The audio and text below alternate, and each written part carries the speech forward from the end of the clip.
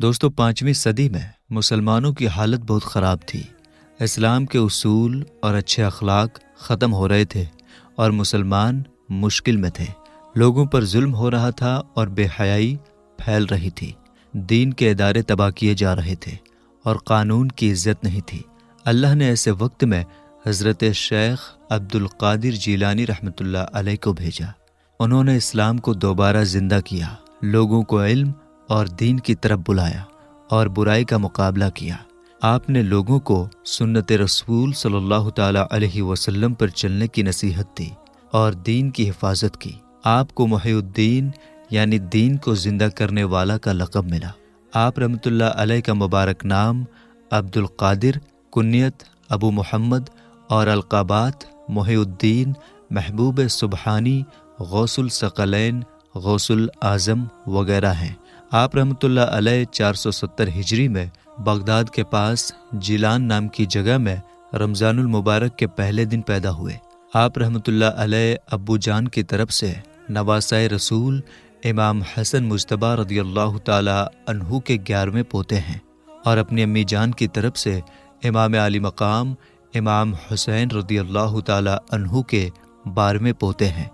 آپ رضی اللہ تعالی عنہ کا خاندان نیک لوگوں کا تھا۔ آپ کے نانا جان، دادا جان، ابو جان، امی جان، پھوپھی جان، بھائی اور بیٹے سبھی اللہ سے ڈرنے والے اور پرہیزگار تھے۔ اسی وجہ سے لوگ آپ کے پریوار کو عزت دار اور شریفوں کا خاندان کہتے تھے۔ آپ رضی اللہ تعالی عنہ کے ابو جان کا نام حضرت ابو صالح سید موسیٰ جنگی دوست رضی اللہ تعالی عنہ تھا۔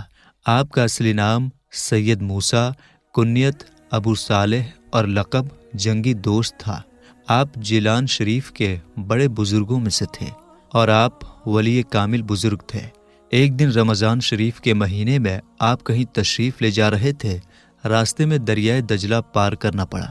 اس میں سے ایک سیب بہتا ہوا جب آپ کے قریب آیا تو آپ نے اس سیب کو اٹھا لیا اور اسی سے روزہ افطار کیا۔ کھانے کے بعد خیال آیا کہ خدا جانے یہ سیب کس کا تھا اور کیسے ندی میں بہہ گیا، اور ہم نے مالک کی اجازت کے بغیر کیسے کھا لیا۔ بغیر اجازت کے کھا لینا یہ آپ کو اپنی پرہیزگاری کے خلاف محسوس ہوا، اور خیال آیا کہ کہیں ایسا نہ ہو کہ قیامت کے دن یہ سیب عذاب کی وجہ بن جائے اور ہم خدا کی بارگاہ میں گرفتار ہو جائیں۔ یہ سوچ کر آپ وہاں سے اٹھے اور اپنا قصور معاف کرانے کے لیے سیب کے مالک کی تلاش میں دریا کے کنارے کنارے چل دیے۔ کافی دیر تک چلنے کے بعد ایک بہت بڑا باغ نظر آیا، جس کی کچھ شاخیں پھلوں سے لدی ہوئی پانی میں جھکی ہوئی تھیں، اور ہوا کے جھونکے سے پکے ہوئے پھل ٹوٹ ٹوٹ کر پانی میں گر رہے تھے۔ آپ کو یقین ہو گیا کہ جو پھل میں نے کھایا ہے وہ اسی باغ کا تھا۔ پھر آپ نے اس باغ کے مالک کا پتہ کیا تو معلوم ہوا کہ اس باغ کے مالک ایک خدا رسیدہ بزرگ حضرت سید عبداللہ سومئی ہیں۔ آپ ان کی خدمت بابرکت میں حاضر ہوئے۔ حضرت سید عبداللہ سومئی رضی اللہ تعالی عنہ نے اللہ کی دی ہوئی طاقت سے جان لیا کہ یہ بچہ نیک ہے۔ انہوں نے کہا، اے نیک بچے، میں تمہاری اس غلطی کو معاف کر دوں گا، لیکن تمہیں میرے باغ کی دیکھ بھال کرنی ہوگی، اور یہ تمہیں 10 سال تک کرنا ہوگا۔ حضرت ابو صالح موسیٰ رضی اللہ تعالی عنہ نے حکم پاتے ہی باغ کی دیکھ بھال میں لگ گئے۔ جب 10 سال کا لمبا زمانہ گزر گیا تو ایک دن حضرت سید عبداللہ سومئی رضی اللہ تعالی عنہ نے حضرت ابو صالح موسیٰ رضی اللہ تعالی عنہ کو بلا کر فرمایا کہ ابھی ایک شرط اور باقی ہے، اسے بھی پورا کرنا ہوگا، پھر معافی ہوگی۔ وہ شرط یہ ہے کہ میری ایک لڑکی ہے جس میں 5 عیب ہیں۔ پہلا عیب وہ اندھی ہے، دوسرا عیب وہ بہری ہے، تیسرا عیب وہ گونگی ہے، چوتھا عیب وہ لولی ہے، اور 5واں عیب یہ ہے کہ وہ لنگڑی ہے۔ اس سے آپ کو نکاح کرنا ہوگا۔ حضرت ابو صالح موسیٰ رضی اللہ تعالی عنہ یہ سن کر سوچ میں پڑ گئے۔ ایک طرف سیب کی معافی کا سوال تھا اور دوسری طرف ایسی عورت سے نکاح کرنا جو اپاہج ہے۔ ساری زندگی کا معاملہ تھا، آخر ایسی عورت کے ساتھ ساری زندگی کیسے کٹے گی؟ اس سوچ نے آپ کو بہت پریشان کر دیا۔ ان کے من میں کئی خیال آنے لگے۔ آخرکار انہوں نے فیصلہ کیا کہ زندگی فانی ہے اور جوانی بھی چند دنوں کی مہمان ہے۔ حضرت شیخ ابو صالح موسیٰ رضی اللہ تعالیٰ عنہ نے کہا، مجھے منظور ہے، میں آپ کی اپاہج بیٹی کے ساتھ نکاح کرنے کو تیار ہوں۔ یہ سن کر حضرت عبداللہ سومئی رضی اللہ تعالیٰ عنہ نے سیب کی غلطی کو معاف کر دیا۔ نکاح ہو گیا۔ جب حضرت ابو صالح موسیٰ رضی اللہ تعالیٰ عنہ اپنی بیوی کے پاس گئے تو دیکھا ان کے تمام اعضاء صحیح سلامت ہیں۔ ایک بہت ہی خوبصورت تندرست لڑکی بیٹھی ہے۔ اس حسن و جمال کو دیکھ کر سوچا کہ شاید کوئی اور لڑکی ہے، جلدی سے باہر نکل آئے۔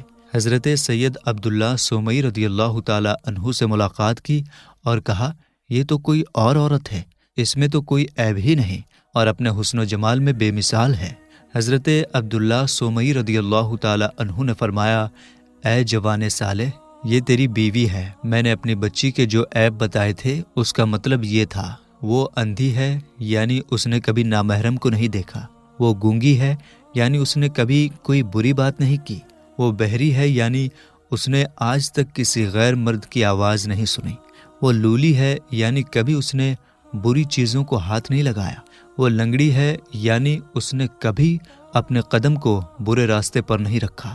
یہ حضرت عبداللہ سومئی رضی اللہ تعالیٰ عنہ کی بیٹی تھیں، جن کا نکاح حضرت شیخ ابو صالح موسیٰ رضی اللہ تعالیٰ عنہ سے ہوا، جو ولی کامل کی بیٹی تھیں اور ولی کامل کی بیوی بنی، اور پھر انہی پاک خاتون حضرت ام الخیر فاطمہ ثانی رضی اللہ تعالیٰ عنہ کے شکم پاک سے ہمارے بڑے پیر حضور غوث اعظم رضی اللہ تعالیٰ عنہ پیدا ہوئے، اور اس مقدس ماں کو سردار اولیاء بڑے پیر حضور غوث اعظم رضی اللہ تعالیٰ عنہ کو دودھ پلانے اور گود میں لینے کا شرف حاصل ہوا۔ ہمارے بڑے پیر حضور غوث اعظم رضی اللہ تعالیٰ عنہ کے ایک سگے بھائی بھی تھے، جن کا نام ابو احمد عبداللہ تھا۔ یہ عمر میں آپ سے چھوٹے تھے۔ یہ اپنی والدہ محترمہ کی خدمت رحمت ہی میں رہے اور جیلان کے علماء سے علم حاصل کی۔ جوانی کے دنوں میں ہی ان کا اپنے وطن جیلان میں وصال ہو گیا۔ تمام بزرگوں کا اتفاق ہے کہ حضور غوث اعظم رضی اللہ تعالیٰ عنہ پیدائشی ولی تھے۔ آپ کی ایک کرامت یہ تھی کہ آپ رمضان میں صبح سے لے کر شام تک یعنی فجر سے لے کر سورج کے ڈوبنے تک کبھی دودھ نہیں پیتے تھے۔ پورے رمضان شریف میں آپ روزے کی حالت میں رہتے تھے، اور جب افطار کا وقت آتا اور مغرب کی اذان ہوتی تبھی آپ دودھ پیتے تھے۔ اس کرامات کی اتنی چرچا ہوئی کہ جیلان میں ہر جگہ یہ بات پھیل گئی کہ سادات کے گھرانے میں ایک ایسا بچہ پیدا ہوا ہے جو رمضان کے دنوں میں پورا دن دودھ نہیں پیتا۔ ہمارے بڑے پیر حضور غوث اعظم رضی اللہ تعالیٰ عنہ بچپن سے ہی کھیل کود سے دور رہتے تھے۔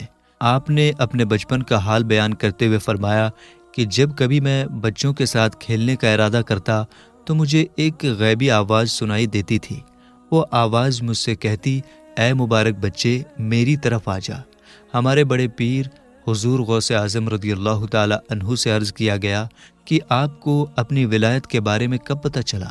تو آپ نے فرمایا کہ 10 سال کی عمر میں جب میں مکتب میں پڑھنے کے لیے جاتا تھا تو راستے میں میرے پیچھے پیچھے فرشتے چلتے نظر آتے تھے۔ پھر جب میں مکتب میں پہنچتا تو ان کو یہ کہتے ہوئے سنتا کہ جس کا ترجمہ ہے، اللہ کے ولی کے لیے بیٹھنے کی جگہ دو، اور یہ آواز تمام مکتب والے سنتے تھے۔